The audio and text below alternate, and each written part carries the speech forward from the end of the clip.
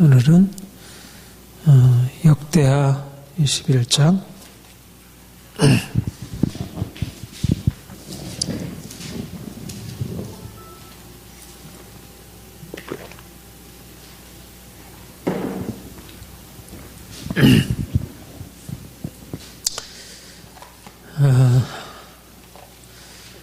오늘 이제 역대기 이제 마지막 게 해당이 되는데요.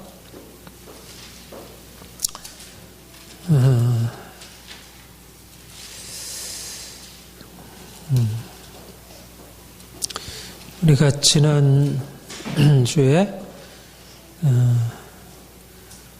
이제 솔로몬 왕 또 르호보암 그 이후에 르호보암 이후에 북이스라엘과 남유다가 갈라지고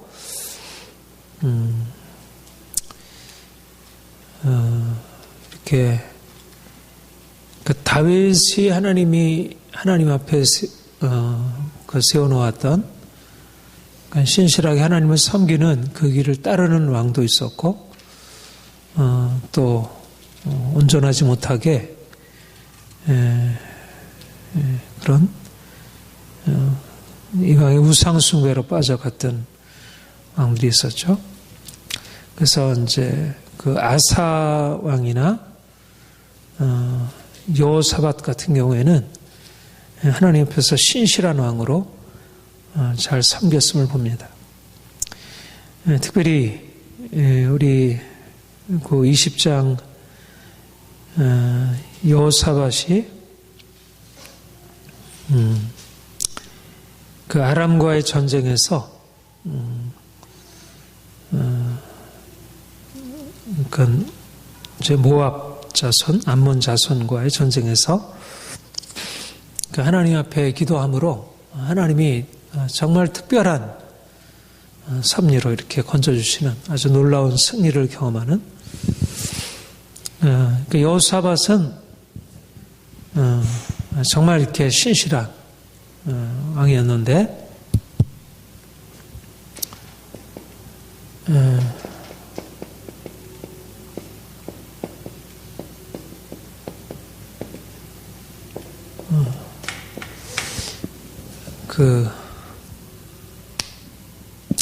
그런데 여호사밧이 마지막 때 좀 실수한 게 있는데 그러니까 여호사밧이 왕으로 있을 때 북이스라엘의 왕은 누구였죠? 아합과 그의 아들 아하시아 때 왕이었는데 그 이전에는 이스라엘과 유다 사이에 전쟁이 있었는데 이 아합과 여호사밧 왕 때 서로 화친하게 되고 그래서 이제 그 아합 왕이 이제 다른 아람과의 전쟁인가요? 전쟁하게 될 때 거기에 원조 갔다가 하마터면 죽을 뻔하기도 했죠. 그런데 이제 아합 왕이 그때 죽고 여호사밧 왕은 이제 살아서 돌아오긴 했습니다. 그런데 이제 화친하면서 행했던 것이 그 아합 왕의 딸 아다랴라는 딸을 자기 아들 여호람의 아내로 며느리로 맞아들인 것입니다. 그래서 여호사밧이 죽고 나서 여호람이 왕이 되었는데 여호람이 왕이 된 이후에 말하자면 이 아합의 딸 아달랴로 인해서 유다가 말하자면 이스라엘이 저질렀던 그 아합의 길이라 그러니까 이스라엘의 두 가지 죄악의 길이 있는데 하나는 여로보암의 죄와 또 하나는 그 이세벨 그러니까 수리아 그러니까 시돈 여인인 이사벨 아주 악한 여인이죠. 우상 숭배에 아주 강력한 카리스마를 가지고 있었던 그 이세벨을 통해서 아합이 여로보암의 길에다가 더 악한 길로 더 나아가요. 그래서 아합의 길이라 그렇게 얘기를 할 만큼. 그런데 그 아합을 통해서 이스라엘이 그렇게 더 큰 죄악에 빠져들게 되었는데 이제 아합의 딸을 사위로 맞아들임으로 여호사밧 그렇게 충성된 하나님 앞에서 신실하게 섬긴 그래서 유다 나라에 정말 하나님을 섬기는 도를 이렇게 잘 정착시켜 놨는데 여호람이 왕이 된 이후에 그가 이제 자기 아내의 영향으로 인해 가지고 하나님을 떠나게 된 것을 봅니다. 그 21장 5절 6절 우리 같이 한번 읽겠습니다. 시작. 여호람이 왕에 오를 때 나이 32세라 예루살렘에서 8년 동안을 다스리니라. 그가 이스라엘 왕들의 길로 행하여 아합의 집과 같이 하였으니 이는 아합의 딸이 그의 아내가 되었습니다. 그가 여호와 보시기에 악을 행하였으나 그러니까 아합이 며느리 하나를 잘못 얻음으로 그가 이뤄놓았던 모든 그 선한 업적들이 그 아들 때에 가서 완전히 그게 이렇게 망가지게 되었습니다. 그래서 11절 이하에 이렇게 얘기를 하죠. 여호람이 또 유다 여러 산에 산당을 세워 예루살렘 주민으로 음행하게 하고 유다를 미혹하게 함으로 그러니까 아합 왕 때 그 북이스라엘에 엘리야가 있잖아요. 선지자. 선지자 엘리야가 여호람에게 글을 보내어 이르되 그러니까 엘리야는 이스라엘의 선지자로 북에서 활동했는데 여호람에게 이렇게 글을 보낸 것입니다. 왕의 조상 다윗의 하나님 여호와께서 이같이 말씀하시기를 내가 네 아비 여호사밧의 길과 유다 왕 아사의 길로 행하지 아니하고 오직 이스라엘의 왕들의 길로 행하여 유다와 예루살렘 주민들이 음행하게 하기를 아합의 집이 음행하게 하듯 하며 또 아비 집에서 너보다 착한 아우들을 죽였으니 여호와가 내 백성과 내 자녀들과 내 아내들과 내 모든 재물을 큰 재앙으로 치시리라. 그래서 그가 창자의 중병에 들어서 죽게 되는 것을 봅니다. 그러니까 사실은 한번 그 자식을 잘못 관리함으로 이렇게 한 나라가 전체가 영적인 위기, 심각한 영적인 위기를 이제 맞이하는 것을 보게 되죠. 이제 그리고 이제 그 아들 여호람이 이제 죽고 나서 그 아들 이제 아하시아가 왕위를 계승하게 되었는데 22장에 그 역시 그의 어머니는 아달랴. 그러니까 말하자면 이제 그 여호람의 아내였던 그 아달랴가 그의 어머니였고, 그래서 아하시아도 아합의 집길로 행하였으니 이는 그의 어머니가 꾀어 악을 행하겠습니다. 그러니까 이 아달랴의 영향력이 얼마나 강력하게 계속 미치는지, 그의 아버지가 죽은 후에 그가 패망하게 하는 아합의 집의 길을 따라서, 가르침을 따라서 여호와 집 보시기에 아합의 집같이 악을 행하였더라. 그래서 하나님이 아하시아를 이제 치시는데, 아합의 집을 하나님이 에후를 통해서 징벌하시잖아요. 그래가지고 아하시아가 그 이스라엘을 도우러 갔다가 에후에 의해서 죽임을 당하게 됩니다. 그래서 그 10절 이하에 보면 아하시아 어머니 아달랴가 아하시아가 죽은 것을 보고서 유다 집의 왕국의 수를 모두 진멸하려고 하게 되었습니다. 그런데 이제 그 중에 요아스라는 왕자 하나만 여호야다 제사장이 살려두게 되고, 그래서 말하자면 여호람, 아하시아, 아달랴.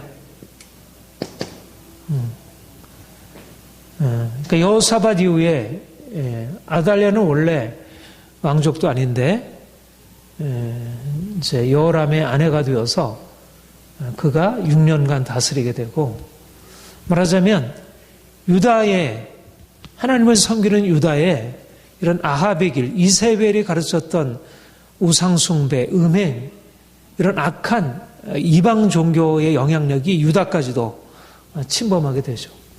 그런데 하나님이 그들 중에 이러한 악한 이스라엘을, 하나님은 이스라엘을, 사실 이스라엘이 이럴 때도 하나님이 엘리야를 세우시고 엘리사를 세우셔서 그 중에서도 그 악한 그런 이세벨과 아합의 영향력에서 하나님이 그래도 붙드시고 계셨죠.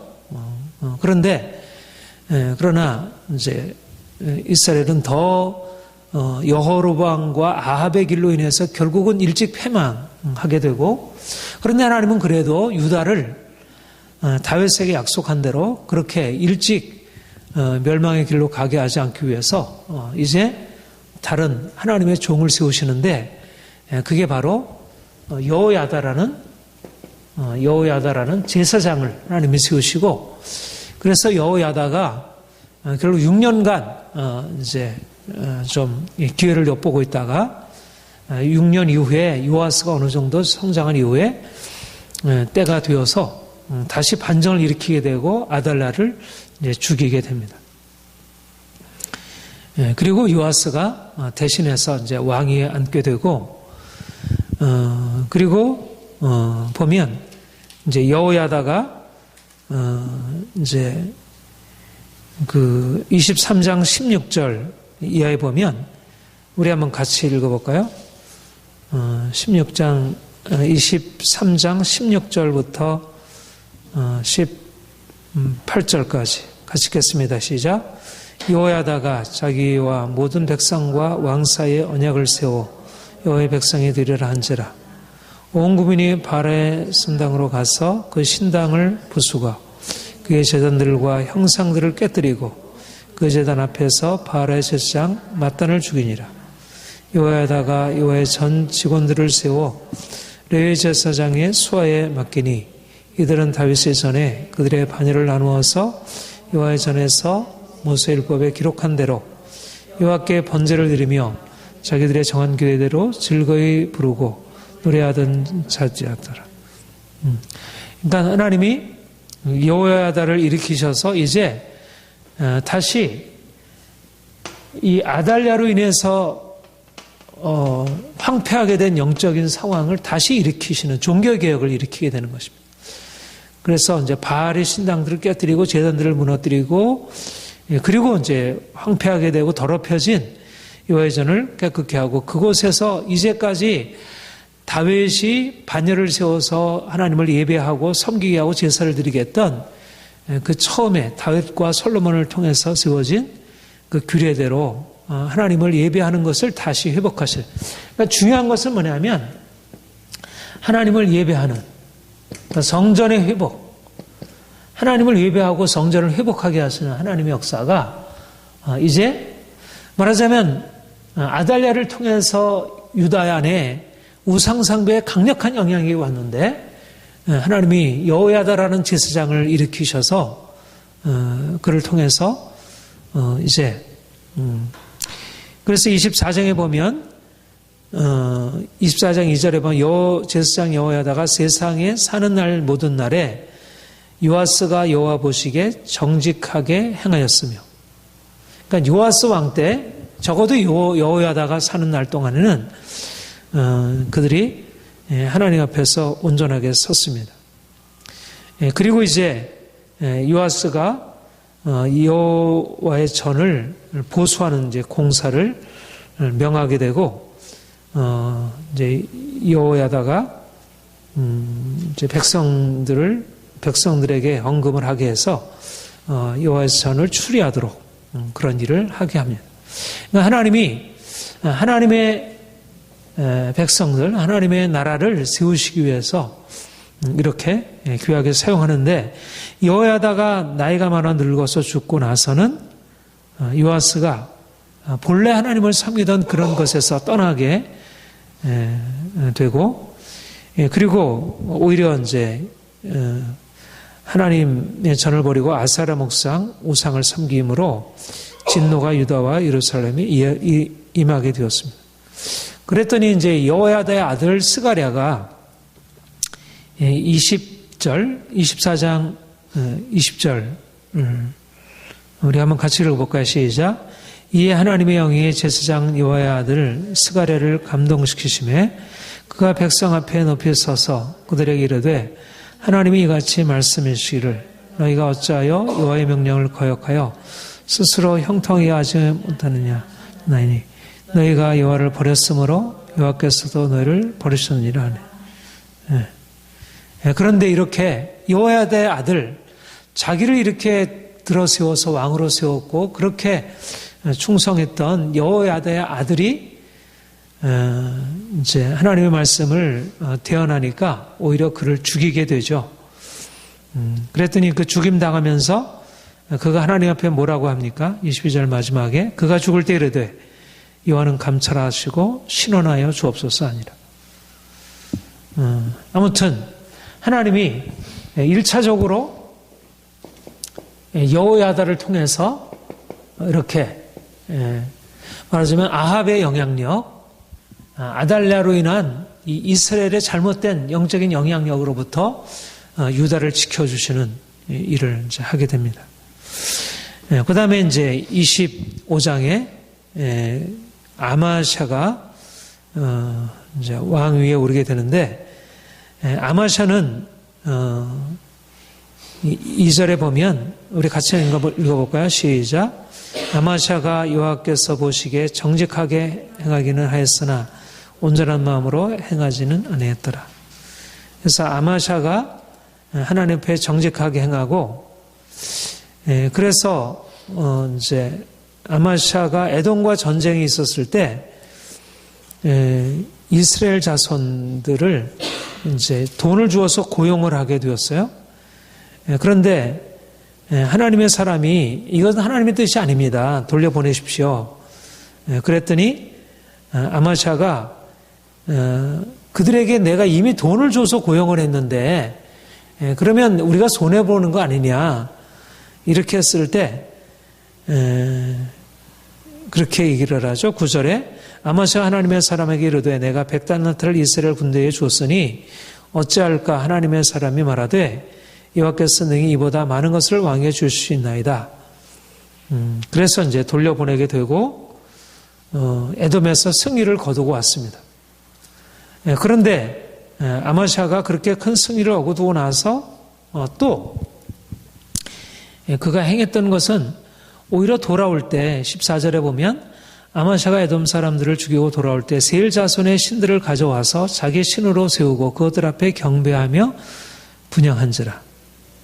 그러니까 이에 대해서 책망하니까 그 말을 듣지 아니하고, 그래서 아마샤가 나중에 하나님 앞에서, 그러니까 아마샤의 경우에도 사실은 온전하게 신실하게 하나님을 이렇게 처음에는 섬겼지만 나중에 하나님의 앞에 온전하게 서지 못하는 것을 보게 되고요.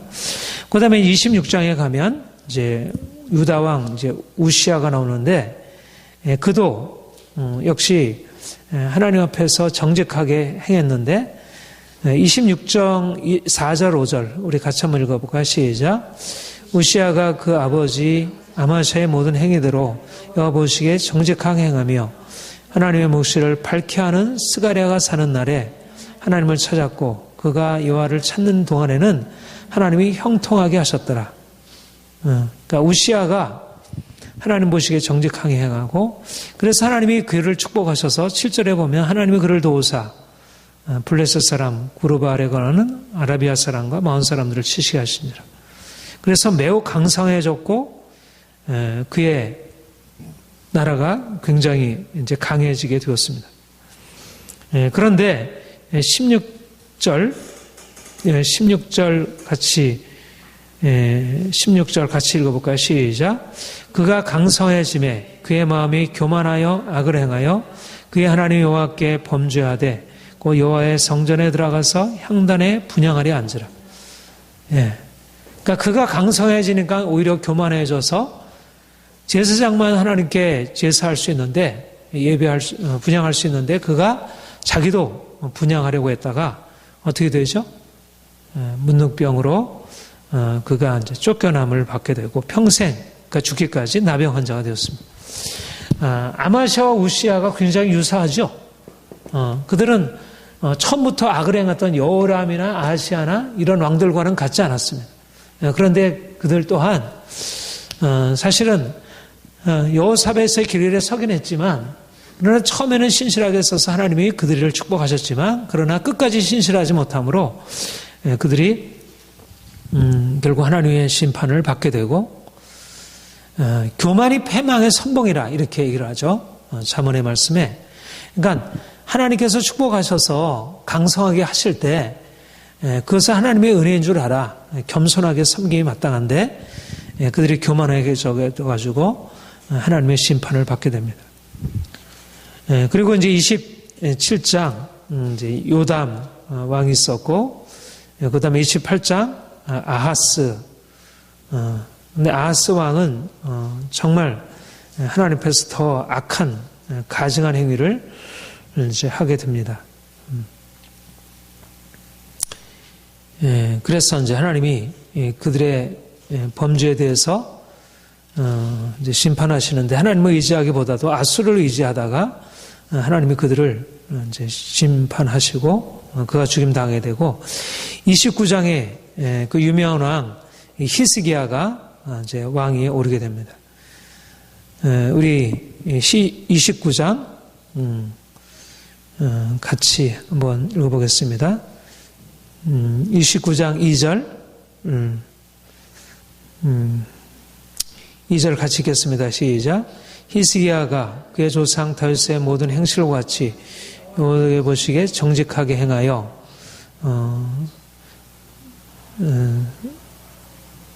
3절 우리 계속 읽어보겠습니다. 시작. 첫째 해 첫째 달에 여호와의 전 문들을 열고 수리하고 제장들과 레위 사람들을 동쪽 광장에 모으고 그들에게 이르되 레위 사람들아 내 말을 들으라.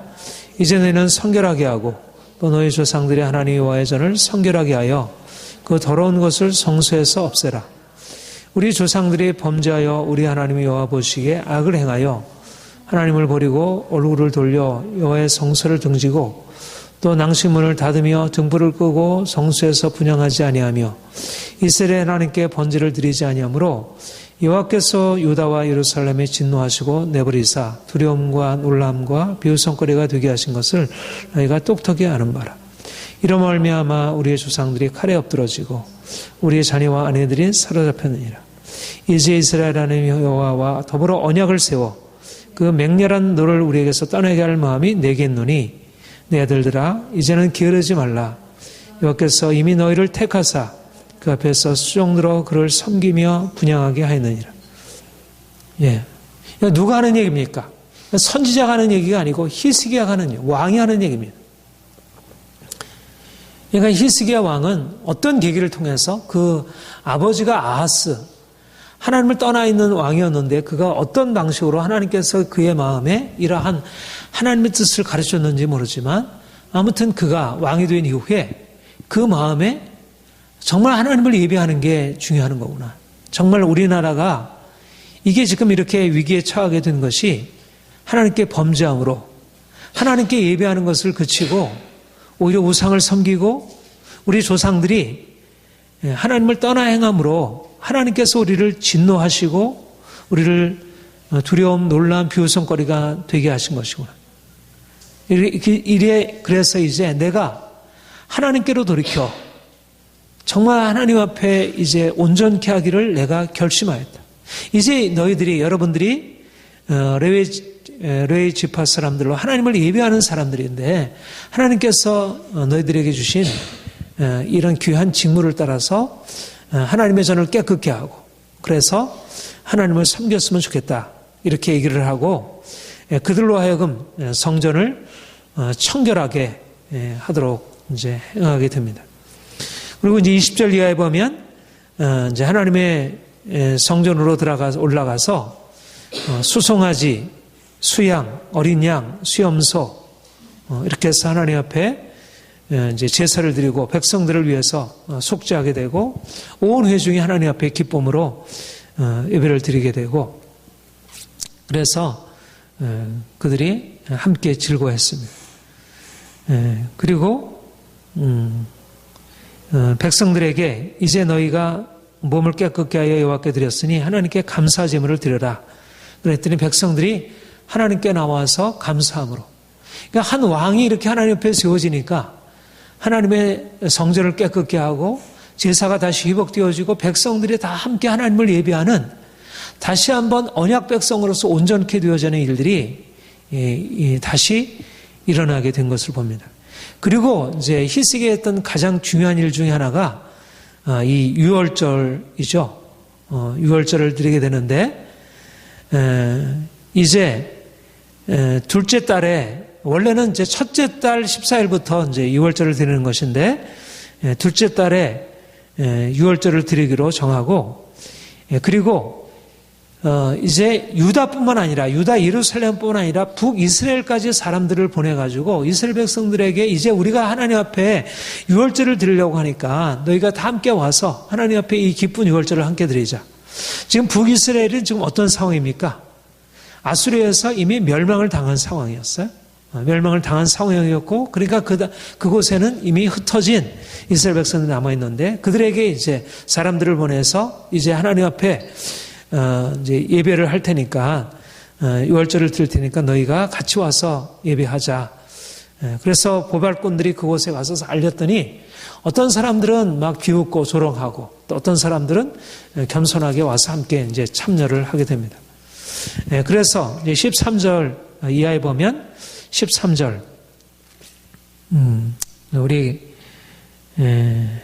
이제 둘째 달에 백성의 무교절을 지키려 하여 예루살렘에 많이 모여 매우 큰 모임이라.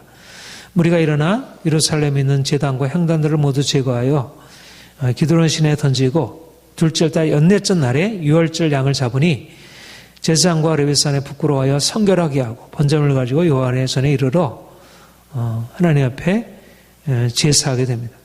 그래서 모든 사람들이 하나님 앞에 이렇게 제사하고 그랬더니 그 25절부터 우리 27절까지 읽겠습니다. 시작. 유다 온 회중과 제사장들과 레위 사람들과 이스라엘에서 온 모든 회중과 이스라엘 땅에서 나온 그네들과 유다에 사는 나그들이 다 즐거워했으므로 예루살렘에 큰 기쁨이 있었으니 이스라엘 왕 다윗의 아들 솔로몬 때로부터 이런 기쁨이 예루살렘에 없었더라. 그때 제사장들과 레위 사람들이 일어나서 백성을 위하여 축복하였으니 그 소리가 하늘에 들리고 그 기도가 여호와의 거룩한 처소 하늘에 이르렀더라. 예. 그러니까 너무나 귀한 히스기야. 하나님이 히스기야라는 임금을 세워서 성전을 청결케 하고 그리고 유월절을 하나님 앞에 드리고 그러니까 유월절이라는 게 뭡니까? 유월절이라고 하는 것은 바로 하나님이 이스라엘 백성들과 언약을 맺으신 하나님과의 그 언약의 첫사랑을 다시 기억하게 하고 하나님이 그들의 왕이시고 그들의 구원자이시고 하나님만을 섬겨야 하는 것을 그들로 회상하게 하는 것이었습니다. 그러니까 유월절을 회복한다는 것은 곧 다시 한번 하나님과의 첫사랑을 다시 회복하는 의미를 가지고 있고 이것이야말로 종교개혁의 핵심이었죠. 이것을 통해서 하나님이 이스라엘 백성들에게 큰 기쁨 주시고 그러니까 사실은 열국이 지금 이제 아수르에서 지금 이제 위협을 당하고 있는 상황이었잖아요. 이제 조금 있다가 이제 아수르의 침략이 다시 들어오는데 그러니까 아수르가 이미 북이스라엘은 멸망시켰고 남유다에 대해서 지금 호시탐탐 노리고 있는 상황이었고 지금 현실적으로 굉장한 위협에 처해 있었던 상황이었어요. 그런데 히스기야는 이런 상황을 어떻게 해석을 했냐면 우리가 지금 이런 위기 상황에서 벗어나려면 우리나라 국방을 튼튼하게 하고 그래서 백성들의 어떤 다른 나라들을 대응할 수 있는 그 힘을 키워야겠다 이렇게 생각하지 아니하고 궁극적으로 문제는 하나님이 우리에게 주신 이 언약의 말씀을 저버리고 이방신을 쫓아가고 하나님을 예배하는 이 성전의 제사가 폐해지고 온갖 악한 일들이 우리 안에 있으므로 이런 일들이 일어난 것이기 때문에 우리가 성전의 제사를 회복하고 하나님을 예배하는 일을 회복하고 그리고 잃어버렸던 그야말로 다윗과 솔로몬 이후에 잃어버렸던 그 유월절을 다시 회복해서 하나님을 예배하는 것. 그러니까 절기를 회복한다는 것은 하나님과의 관계 안으로 다시 들어가는 것을 의미하는 것이죠. 그러니까 하나님이 히스기야라는 굉장히 지혜롭고 유능한 왕이었지만 여러 가지 면에서 유능한 왕이었지만 하나님이 그를 특별히 그의 마음속에 하나님을 경외하는 마음 주시고 다윗의 길로 행할 수 있도록 그를 붙드셔서 그를 통해서 큰 이제 놀라운 종교 개혁을 일으키게 되고 그리고 이제 31장에 가서 이 모든 일이 끝남에 거기에 있는 이스라엘 무리가 나아가 유다 여러 성읍들에 이르러 한 길 가까이 시작 주상을 깨뜨리며 아세라 목상들을 찍으며 유다와 베냐민과 에브라임과 므낫세 온 땅에서 산당들과 제단들을 제거하여 없애고 이스라엘 모든 자손이 각각 자기의 본 기업으로 돌아갔더라. 그러니까 유다뿐만 아니라 이스라엘까지도 이런 종교개혁의 역사가 일어나게 되고 그리고 나서 히스기야가 제사장들과 레위 사람들의 반열을 정하고 그들의 반열을 따라 그들의 직임을 행해서 원래 하나님이 다윗에게 명하셨던 대로 하나님의 성전을 섬기고 예배하는 일을 그렇게 하도록 했습니다. 하나님이 그리고 나서 이제 이러한 종교개혁이 있고 나서 아수르가 이제 32절에 그렇게 얘기를 했어요. 32장 우리 같이 읽어볼까요? 31장 20절 21절 같이 읽을까요? 시작. 히스기야가 온 유다에 이와 같이 행하되 그의 하나님 여호와 보시기에 선과 정의와 진실함으로 행하였으니 그가 행하는 모든 일 하나님의 전에 수종들은 일에나 율법에나 계명에나 그의 하나님을 찾고 한 마음으로 행하여 형통했더라. 얼마나 평가가 좋습니까? 그가 하나님 보시기에 선과 정의와 진실함으로 행한 사람이었다. 그가 행하는 모든 일에 있어서 하나님의 전을 수종드는 일에 있어서 율법 계명을 지키는 일에 있어서 하나님을 찾고 한 마음으로 행하여 그가 형통하게 되었다는 것입니다. 이것이 바로 하나님이 이제 히스기야를 통해서 행하신 일이고 바로 이 일 위에 아수르의 침공이 있게 됩니다. 이 모든 충성된 일을 한 후에 아수르 왕 사네립이 유다에 들어와서 견고한 성읍을 향하여 진치고 점령하고자 한지라. 그래서 큰 지금 그러니까 아수르가 와가지고 한 사네립이 하나님의 이름을 막 모욕을 하면서 히스기야가 하나님께로 들어와서 하나님을 섬기라. 그럼 하나님이 우리를 보여주시라 얘기하지만 과연 아수르의 손에서 누가 건져낸 그 왕들이 있느냐, 어느 신들이 있느냐? 하나님이 너희를 우리 손에서 건져낼 수 없다. 이렇게 하나님의 이름을 모욕하면서 그 백성들의 마음을 굉장히 어지럽혀 놓았습니다. 그랬더니 20절, 21절 같이 읽을까 시작. 이러므로 히스기야 왕이 아모스의 아들 선지자 이사야와 더불어 하늘을 향하여 부르짖어 기도하였더니 여호와께서 한 천사를 보내어 아수르 왕의 진영에서 그 모든 큰 용사와 대장과 지휘관들을 멸하신지라. 아수르 왕이 낯이 뜨거워 그의 고국으로 갔더니 그의 시내 전에 들어갔을 때 그의 몸에서 난 자들이 거기서 칼로 죽였더라. 하나님이 얼마나 강력하게 그들의 기도에 응답하셨는지, 이것은 그의 기도에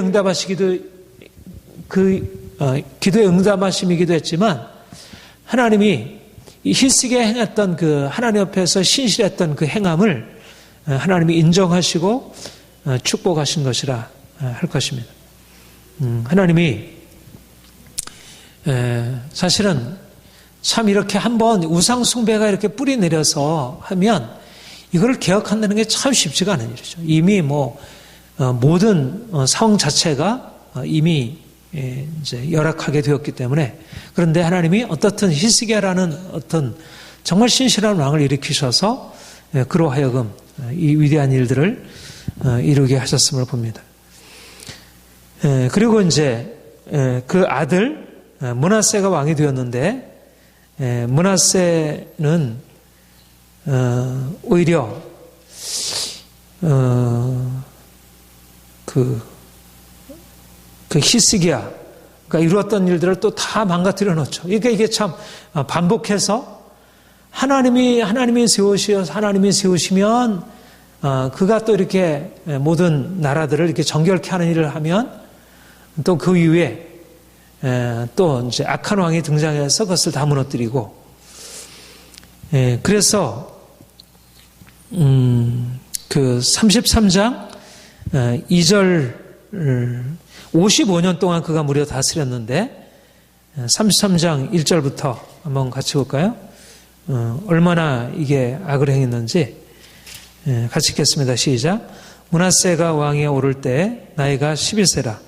예루살렘에서 55년을 다스리며 여호와 보시기에 악을 행하여 여호와께서 이스라엘 자손 앞에서 쫓아내신 이방 사람들의 가증한 일을 본받아 그의 아버지 히스기야 헐어버린 산당을 다시 세우며 바알들을 위하여 제단을 쌓으며 아세라 목상을 만들며 하늘의 모든 이런 성신을 경배하여 섬기며 여호와께서 전에 이르시기를 내가 내 이름을 예루살렘에 영원히 두려 하신 여호와의 전에 제단을 쌓고 여호와의 전 두 마당에 하늘의 1월 성신을 위하여 제단을 쌓고 흰놈의 아들 골짜기에서 그의 아들들을 불 가운데로 지나가게 하며 또 점치며 사술과 요술을 행하며 신접한 자와 박수를 신임하여 여호와 보시기에 악을 많이 행하여 여호와를 진노하게 하였으며 또 자기가 만난 아로 새긴 목상을 하나님의 전에 세웠더라. 옛적에 하나님이 이 성전에 대하여 다윗과 그의 아들 솔로몬에게 이르기를 내가 이스라엘 모든 지파 중에서 택한 이 성전과 예루살렘의 내 이름을 영원히 둘지라. 만일 이스라엘 사람이 내가 명령한 일들 곧 모세를 통하여 전한 모든 율법과 율례와 규례를 다 지켜 행하면 내가 그들의 발로 다시는 그들의 조상에 전한 땅에서 옮기지 않게 하리라 하였으나 유다와 예루살렘 주민이 므낫세의 끼임을 받고 악을 행한 것이 여호와께서 이스라엘 자손 앞에서 멸하신 모든 나라보다 더욱 심하였더라. 그래서 이제 그러니까 이 히스기야 왕이 종교개혁을 통해서 성전을 정결케 하고 모든 우상들을 깨뜨리고, 중요한 것은 말이죠. 중요한 것은 뭐냐면 하나님이냐 이방신이냐. 결국 이제 이 싸움이잖아. 그러니까 하나님을 위해서 모든 이방 신상들을 깨뜨리고 하나님의 성전을 정결케 하고, 그런데 또 므낫세가 일어나서 이제 히스기야에 했던 하나님을 섬기는 예배와 이 모든 것들을 다 폐하고 성전에다 모든 우상들을 세우고 악한 일을 행하고, 그래서 하나님의 이름이 말하자면 하나님께서 다윗과 솔로몬 이후에 하나님이 행하셨던 하나님을 예배하고 하나님의 성전을 통해서 이루셨던 그 모든 것들을 이제 이 악한 영이 므낫세라고 하는 그런 왕을 통해서 이제 성전 제사를 폐하고 온통 어지럽혀 놓고 더럽히고, 이제 므낫세가 사실은 이제 그러다가 바빌론 나라에 포로되어 이제 잡혀가기까지 했다가 하나님 앞에 이제 기도해서 겸비하게 돌아와서 조금 이렇게 회복되긴 했었지만, 그러나 아무튼 이로 인해서 이스라엘 나라 아래 그야말로 히스기야를 통해서 정결케 했던 말하자면 여호야다를 통해서 정결케 했다가 다시 온전하지 못한 것을 하나님이 히스기야를 통해서 다시 정결케 했던 것을 이제 또 므낫세를 통해서 완전히 망가뜨리고 이것을 폐기해버리는 그런 악한 역사들이 있었고, 이게 말하자면 영적인 전쟁의 역사이고, 말하자면 오늘날도 사실은 교회 안에 일어나고 있는 계속적인 하나님을 섬기는 사람들이 일어나서 하나님을 예배하고, 그리고 정말 이렇게 이제 공동체를 정결케 한 이후에 그 다음에 이 사단이 또 악한 왕들을 일으키시고 악한 이제 그들을 통해서 사람들의 마음을 하나님을 향해서 돌이키게 하고, 이제 이러면서 이제 유다가 점점 사실 패망의 길로 들어서게 됩니다. 왜 이런 일이 계속해서 일어날까요? 사실 하나님의 역사는 뭐 다 이해할 수 없지만 하나님께서 사실상 이런 종들을 통해서 여호야다라든가 뭐 아마샤, 우시야, 히스기야와 같은 신실한 하나님의 사람들을 일으켜서 이제 나라를 유다를 정결케 하시는 일을 하시지만 이제 이렇게 악한 왕들을 하나님이 사실 일으키신 것이라 볼 수가 있습니다. 왜냐하면 이것을 통해서 결국은 유다도 바벨론에 의해서 심판을 받게 하시는 하나님의 계획이 진행이 되고 있는 것입니다. 보면 그러니까 어떻든 히스기야 다음에 아주 악한 왕 므낫사가 일어나고 그 다음 아몬 왕 또 그 아버지와 동일하게 그렇게 우상 숭배하다가 죽임당해서 죽고, 그 다음에 이제 므낫세 아몬 이후에 하나님이 이제 요시야라는 또 마지막 하나님의 신실한 왕을 일으키시게 됩니다. 우리 34장을 한번 봅시다. 34장 우리 1절부터 7절까지 함께 읽겠습니다. 시작. 요시야가 왕에 오를 때 나이가 8세라.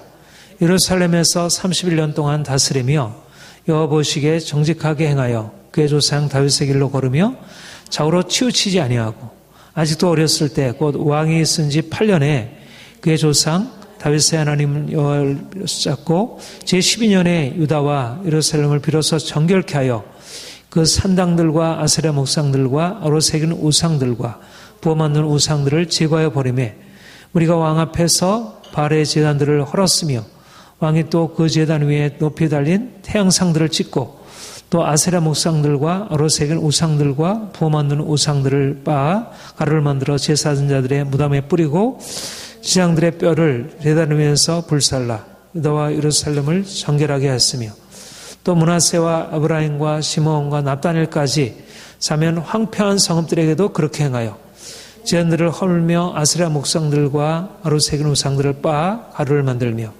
온 이스라엘 땅에 있는 모든 태양상을 짓고 예루살렘으로 돌아왔더라. 네. 요시야가 몇 살에 임금이 되었어요? 왕이 되었어요? 8살입니다. 8살에. 아주 어린아이가 왕이 되었습니다. 네. 그런데 그가 아주 어렸을 때, 8년에, 그러니까 8살에 왕이 되었으니까 8년이면 16살에 하나님을 찾았다고 했고, 그러니까 하나님이 그 안에 그 정말 하나님을 사랑하는 신실한 마음을 주셨고, 그래서 16살, 이제 막 청년기에 이제 들어설 때 하나님을 찾고 12년부터 시작해가지고 이제 우상을 타파하여 이제 예루살렘을 정결케 하는 그런 종교개혁의 일을 시작하게 됩니다. 그래서 그가 단지 유다뿐만 아니라 이스라엘 나라기까지 이미 이제 아수르에서 멸망당한 이스라엘까지 미쳐서 정결케 하는, 그러니까 이스라엘 땅, 온 이스라엘을 향하여 이제 종교개혁의 역사를 일으키게 되고요. 그리고 이제 중요한 요시야의 종교개혁에서 이제 가장 중요한 게 뭐냐면 18년, 요시야가 왕위에 있은 지 18년에 그 땅의 선을 정결케 하기를 마치고 그의 하나님 여호와의 전을 수리하려 하여 그래서 수리를 하도록 이제 사반에게 이제 명하게 되고, 그런데 그 성전을 수리하려고 하던 중에 거기서 이제 중요한 걸 발견하게 되죠. 14절에 보면 무리가 여호와의 전에 헌금한 돈을 꺼낼 때 제장 hil기야가 모세가 전한 여호와의 율법책을 발견하고, 그래서 hil기야가 여호와 사변에게 말하여 이르되 내가 여호와의 전에서 율법책을 발견하라 하고, 그래서 사반이 왕에게 가져가서 왕에게 종들에게 명하신 대로 준행하고 우리가 율법책을 발견하였습니다. 이렇게 얘기를 하게 되죠. 그랬더니 이제 그것을 이제 읽었습니다. 우리 18절부터 21절까지 같이 읽겠습니다. 시작. 서기관 사반이 또 왕에게 아뢰어 이르되 세상 hil기야가 내게 책을 주더이다 하고 사반이 왕 앞에서 그것을 읽음에 왕이 율법의 말씀을 듣자 곧 자기 옷을 찢더라. 왕이 hil기야와 사반의 아들 아이감과 미가의 아들 압돈과 서기관 사반과 왕의 시정 이사에게 명령하여 이르되 너희는 가서 나와 및 이스라엘과 유다의 남은 자를 위하여 이 발견한 책의 말씀에 대하여 여호와께 물으라. 우리 조상들이 여호와의 말씀을 지키지 아니하고 이 책에 기록된 모든 것을 준행하지 아니했으므로 여호와께서 우리에게 쏟으신 진노가 크도다 하니라. 요시야가 하나님이 요시야를 통해서 아주 어린 8살 된 요시야를 왕으로 세운 이후에 그가 18년이면 지금 26살인가요? 아주 청년 때인 이때 성전을 수리하는 중에 가장 중요한 율법책을 발견했다는 것입니다. 율법책. 그러니까 히스기야 때의 유월절 성전제사. 그런데 특별히 가장 중요한 이스라엘에서 성전 제사 이상으로 중요한 게 뭐냐면 그것의 모든 것의 원천이 되는 이 율법. 이스라엘의 이스라엘됨, 이스라엘이 하나님과의 언약에 있어서 가장 중요한 것이 율법이잖아. 그런데 율법이 무엇인지를 알지 못해서 그들이 죄악 가운데 있으면서도 자신들이 어떻게 죄악 가운데 있는지 제대로 깨닫지 못했던 것이죠. 근데 하나님이 성전을 수리하는 중에 그곳에서 율법을 발견하게 하시고 그래서 율법에 비추어서 자신들이 얼마나 하나님을 떠나서 악한 일을 행하게 되었는지 그래서 결국은 지금 큰 위기에 처해 있다는 사실을 깨닫고 이 일에 대하여 통회하고 자복하게 되고 그래서 하나님 앞에 이제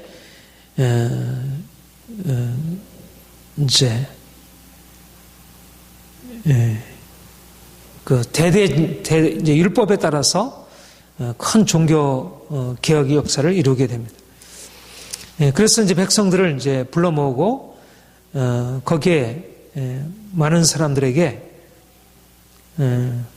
그 말씀대로 행하도록 그렇게 말하는 것을 보게 됩니다. 29절부터 우리 33절까지 같이 읽겠습니다. 시작. 왕이 사람을 보내어 유다와 예루살렘의 모든 장로를 불러 모으고 여호와의 전에 올라가매 유다의 모든 사람과 예루살렘 주민과 지향들과 레위 사람들과 모든 백성의 노소를 막론하고 다 함께 앉으라. 왕이 여호와의 전 앞에서 발견한 언약책의 모든 말씀을 읽어 무리 귀에 들려주고 왕이 자기 초소에 서서 여호와 앞에서 언약을 세우다.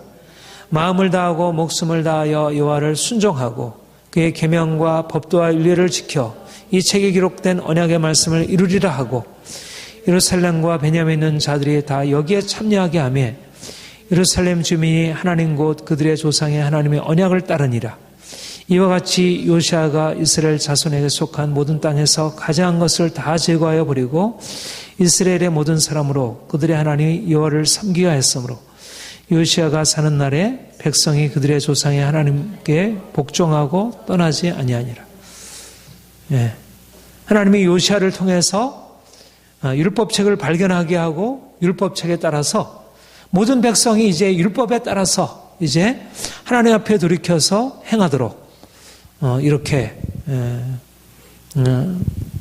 요시야의 종교개혁이 일어나게 되고 그리고 나서 이제 35장에 다시 한번 유월절을 정식으로 첫째 달 14째 날에 유월절을 지키고 이제 무교절을 이제 지키게 되었습니다. 그래서 그들이 그 유월절을 지킨 것이 어떠했느냐면 18절 같이 해볼까요? 시작. 선지자 사무엘 이후로 이스라엘 가운데 유월절을 이같이 지키지 못하였고 이스라엘 모든 왕들도 요시야가 지상들과 레위 사람들과 모인 온 유다와 이스라엘 무리와 예루살렘 주민과 함께 지킨 것처럼은 유월절을 지키지 못하였더라. 하나님이 요시야를 통해서 이제 율법을 발견하게 하고 율법에 따라서 유월절을 정식으로 지켜서 사무엘 이후로 한 번도 이렇게 드려본 적이 없는 온전한 유월절을 드리도록. 그래서 얼마나 놀라운, 정말 지금 상황이 어떤 상황입니까? 지금 요시야 임금 다음에는 바로 지금 이제 이스라엘이 바벨론에 의해서 완전히 멸망당할 그러한 상황입니다. 그런데 하나님이 요시야라는 임금을 일으키셔서 마지막 불꽃을 일으키신 것이죠. 율법책을 발견하게 하고 거대한 이제 유월절을 행하게 함으로 이제 하나님이 이스라엘의 심판 앞서서 이스라엘을 정결케 하시는 일을 행하신 것을 봅니다. 자, 하나님이 하시는 일을 보면 얼마나 이렇게 놀라운지. 그러니까 하나님이 여호야다 그리고 히스기야, 요시아와 같은 제사장 왕들, 신실한 사람들을 그때그때 일으키시고 이들을 통해서 사실은 그러니까 요시아의 그 아버지나 할아버지가 다 사실 우상 숭배자들이었잖아요. 그런데 그들의 그런 잘못된 영향으로부터 벗어나서 하나님이 이렇게 신실한 왕을 일으키셔서 마지막 심판을 앞에 두고, 그러니까 바벨론에 의해서 바벨론에 잡혀가게 되었을 때 그래도 그들이 바벨론에 잡혀가서도 다시 그들이 율법의 말씀을 붙들 수 있었던 것이 이 요시아의 종교개혁의 영향력이 아닌가 그렇게 생각합니다. 그러니까 어떻든 하나님이 요시아라고 하는 임금을 특별히 일으키신 이유는 그냥 멸망시키지 아니하신 거예요. 그러니까 이스라엘과 유다가 다르잖아요. 이스라엘은 사실 아수르에 멸망된 이후에 온전한 자기 정체성을 지키지 못했습니다. 그러니까 아수르에 의해서 멸망되고 흩어진 이후에 사마리아에는 혼합적인 종교가 들어왔고 그렇게 온전하게 회복되지 못했다면, 사실은 이제 역대기 사가가 왜 계속해서 이런 종교개혁 역사를 일으키냐면, 종교개혁 역사를 계속 상기하냐면, 사실 지금 역대기 사가가 지금 하고 있는 것은 뭐냐면 바벨론 포로 이후에 하나님이 지금 성전 제사를 다시 회복시키시고 다시 이스라엘 가운데 유다 가운데 하나님의 다윗에게 허락하셨던 은혜가 다시 회복되고 있다는 것을 보이는. 그런데 그 다윗에게 주셨던 그 하나님의 은혜가 어떤 방식으로 계승되었느냐 하면 이와 같은 면면이 흐르는 다윗의 길로 행했던 왕들과 제사장들이 있었던 것입니다.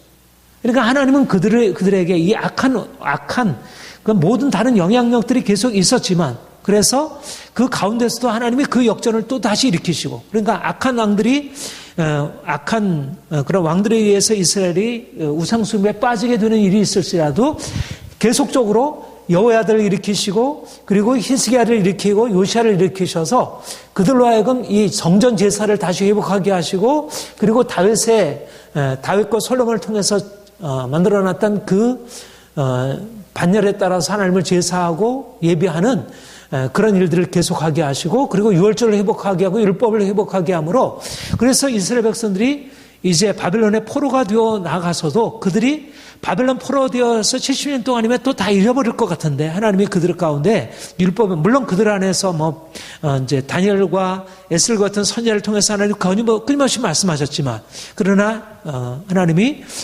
이러한 유다의 마지막 히스기야나 이제 멸망을 앞에 두고 히스기야나 요시아와 같은 임금을 왕을 세우셔서 이들로 하여금 마지막 심판 이전에 유다를 영적으로 정결하게 하시고 세워주신 것을 봅니다.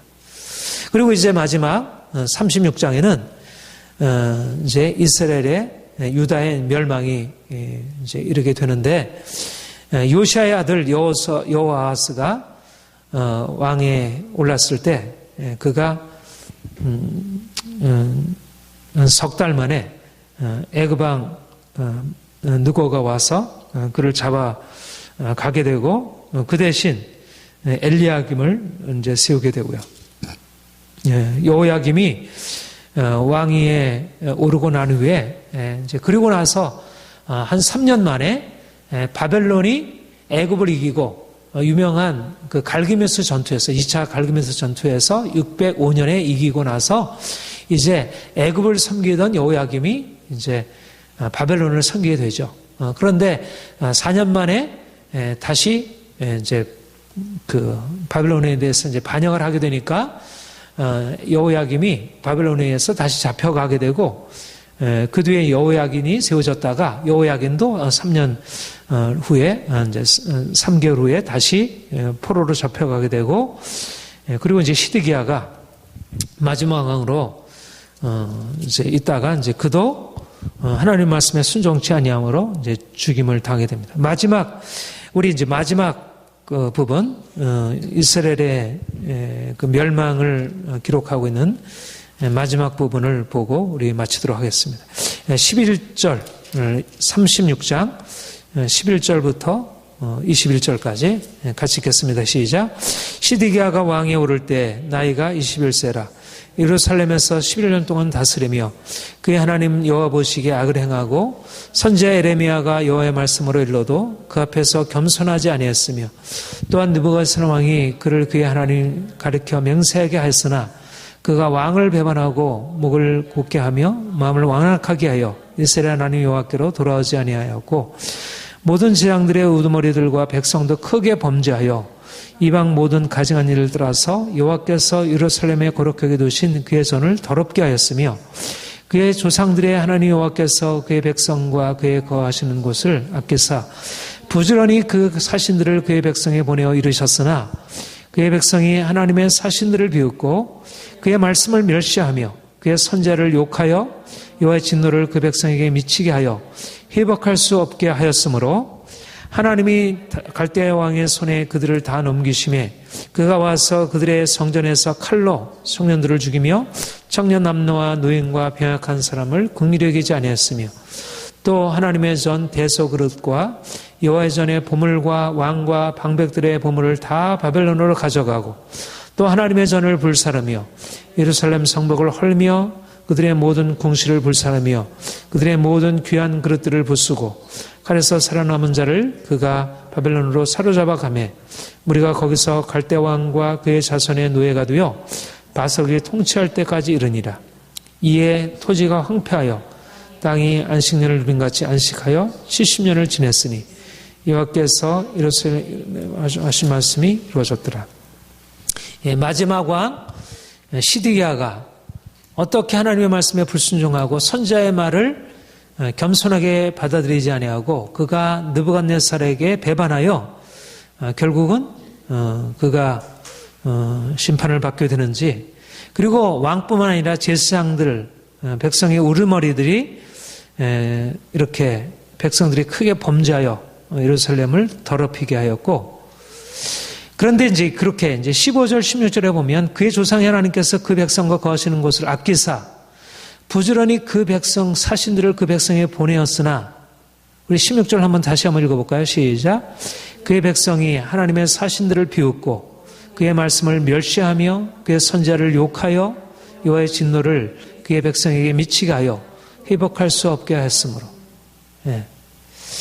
그러니까 이 선지자들의 외침만으로서는 한계가 있음을 봅니다. 왕이 개혁을 하게 되면 백성들이 따라오게 되는데, 이 정치적인 권력자가 하면 따라오는데 선지자가 말씀만 가지고 하면 백성들이 따라오지 않은 것입니다. 여기 보면 하나님의 사신들을 비웃고 그 말씀을 멸시하여 여호와의 선지를 욕하여 그래서 하나님의 진노가 미치게 되었다. 그래서 결국은 유다가 멸망되어지고 종교개혁의 역사가, 이 종교개혁의 역사가 하나님이 이렇게 끊임없이 계속됐는데 왜 하나님의 종교개혁을 통해서 이스라엘을 회복시키셔서 좀 이스라엘의 구원을 주시지, 유다의 구원을 주시지 왜 이렇게 했을까? 궁금하잖아요? 왜 이렇게 하셨을까? 하나님의 계획은 사실은 우리가 옛 언약에 가지고 있는 한계인 것입니다. 옛 언약에 가지고 있는 한계였고, 사실 뭐 오늘날도 마찬가지고요. 옛 언약에 가지고 있는 한계인데, 결국 그들이 아무리 말씀을 듣고 회개한다 할지라도 그들 안에 있는 뿌리 깊은 죄악을 그 회개를 통해서 해결할 수 없었던 것입니다. 그러니까 히스기야의 종교개혁이나 요시아의 종교개혁은 굉장히 중요한 종교개혁이었지만 그들이 말씀을 듣고 그것을 통해서 맞아, 내가 이렇게 해야 해. 그렇게 생각하면요, 모세가 이스라엘 백성들을 일으켰을 때 바로 하나님의 그 강력한 능력 안에서 나타내신 말씀이잖아요. 근데 그 말씀을 듣고 그들이 어떻게 반응을 했습니까? 거듭거듭 그들이 마음을 강팍하게 완악하게 했잖아요. 그렇게 모세가 살아있고 여호수아가 살아있을 때도 그랬는데, 하물며 사실 이미 우상숭배의 그 온통 씨앗을 뿌려놓은 것은 가득한데, 이 종교개혁이 그 뿌리를 완전히 갈아엎게 하는 한계가 있었던 것입니다. 사실 지금도 교회도 마찬가지라고 생각을 해요. 지금도 계속해서 새로운 종교개혁이 일어날 수 있다고 보고 새로운 부흥이 일어날 수 있지만, 이미 사람들 안에 뿌리 내려진 강력한 이 세상의 이 영들의 뿌리가 이 종교개혁의 역사를 통해서 근본적인 변화를 가져오지 못하는 것입니다. 그러면 하나님께서 어떻게 하시는가? 하나님이 바벨론 포로라고 하는 더 근본적인 종교개혁을 일으키시는 것이죠.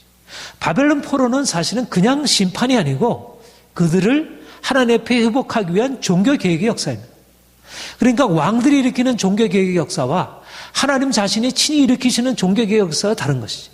하나님이 그들을 심판하심으로, 말하자면 깨닫게 하셔서 그들을 이렇게 너희가 살아라, 그래서 그들을 회개하고, 그들이 어떤 일부분 회개하지만 근본적으로 그들이 심판을 받기 전까지는 그들의 죄악에서 돌이키지 않는 것입니다. 그래서 바벨론 70년 동안 하나님이 바벨론의 심판을 거치게 하시고, 그렇게 해서 그들로 하여금 하나님께로 다시 돌아와서, 그리고 이제 이 역대기 사가를 쓴 게 바로 그 종교개혁, 그 바벨론 70년의 종교개혁을 통해서 많이 정화가 되었고, 그래서 이제 에스라와 같은 하나님의 사람들을 통해서 이제 성전 제사가 다시 회복되고, 진정한 의미에 있어서 하나님을 향한 예배, 율법이 가르쳐지고, 그러니까 요시아 때 발견되었던 그 율법이 사실은 제대로 가르쳐지고 그들에게 삶 가운데 뿌리 내리기는 바벨론 포로 이후인 것입니다. 그 전까지는 율법이 있었지만 율법의 말씀대로 행하는 것은 백성들에게 있어서 거의 극히 부분적이었다면,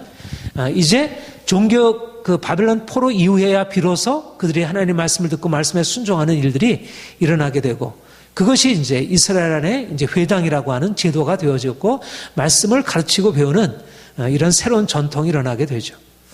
아무튼 하나님이 이스라엘 백성들을 이렇게 이끌어 가시는, 우리는 이 과정들을 다 이해하지 못하지만 어떻든 하나님이 때마다 하나님의 이 다윗과의 언약을 어떻게 이렇게 끝까지 지속하시는지, 여호야다를 통해서, 히스기야를 통해서, 요시야 왕을 통해서, 그리고 여러 선자를 통해서, 그리고 바벨론 포로 이후에 에스라, 느헤미야, 또 많은 스룹바벨과 같은 하나님의 신실한 일꾼들, 종들을 통해서 하나님의 언약을 그 백성들 가운데 지속하시는지, 오늘날도 하나님께서 그의 교회를 세우시기 위해서 때때로 종교개혁을 일으키시고 때때로 부흥을 일으키셔서 하나님의 교회를 회복하게 하시고, 또 악한 무리가 와서, 악한 영들이 와서 교회를 더럽히도록 주님께서 허락하시고, 또 다시 종교개혁을 일으키시고 하나님이 새롭게 하시고, 그런 하나님의 역사를 보게 됩니다.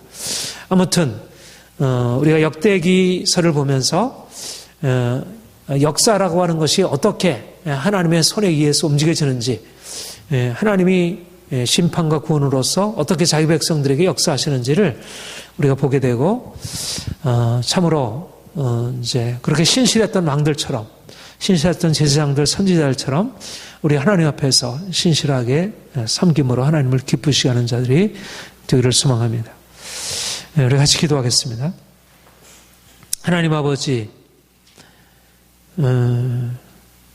하나님이 이스라엘 나라를 세우시고 다윗과 같은 신실한 하나님의 종을 하나님 나라의 기초를 세울 자로 세우시고, 그 이후에 많은 왕들과 제장들, 선자를 통해서 하나님의 나라를 굳게 세워 가신 것을 봅니다. 참으로 우리의 주어지는 현실은 악한 영들이 많은 사람들을 미혹하게 하고 끊임없이 죄에 빠지게 하고 하나님보다도 우상을 섬기게 하고, 그래서 하나님 백성들조차도 하나님의 길을 떠나서 세상을 향하게 되는데, 아버지, 참으로 우리가 하나님 말씀을 지켜 하나님 뜻 가운데 서는 것이 얼마나 어려운지, 이 세상에 강력한 악한 영인들의 영향력들이 얼마나 사람들의 마음과 생각을 미혹하고 하나님의 교회를 더럽히고 위협하고 있는지, 그러나 하나님께서는 그 가운데서도 쉬지 아니하시고 하나님의 종들을 일으키셔서 그 백성들을 회복하시는 일을 행하시고, 거듭거듭 선자를 보내시고 제사장들을 세우시고 하나님의 성전을 다시 일으키시고 회복하시고 정결케 하시는 일을 행하셨음을 봅니다. 하나님, 우리가 주변 현실을 바라보며 암담하고 어떻게 하나님의 나라가 확정되어지고 하나님의 교회가 온전히 세워질 알지 못하지만, 그러나 하나님께서, 전능하신 하나님께서 자기 백성을 위하여 거룩하신 하나님의 나라를 위하여 친히 운행하시고 이끌어가심을 믿습니다. 하나님, 오늘날도 주의 몸된 교회가 세상의 온갖 더러운 것으로 더럽혀지고 많은 사람들의 마음이 순전함을 잃어버리고 세상을 따라가고 있습니다. 하나님이여, 오늘날도 주의 종들을 일으키고 여호야다와 같은 하나님의 귀한 종들을 일으키시고 여호사밧, 히스기야, 요시아와 같은 훌륭한 지도자를 주께서 일으키셔서 이 땅 가운데 하나님을 신실하게 섬기는 그런 하나님의 백성들이 일어나서 하나님을 예배하고, 그래서 모든 영적인 싸움에서 큰 승리를 거두게 하옵소서. 주여, 우리로 하여금 날마다 하나님 앞에 깨어 주님을 섬기길 원합니다. 주께서 우리에게 역사하옵소서. 감사드립니다. 예수님의 이름으로 기도합니다. 아멘.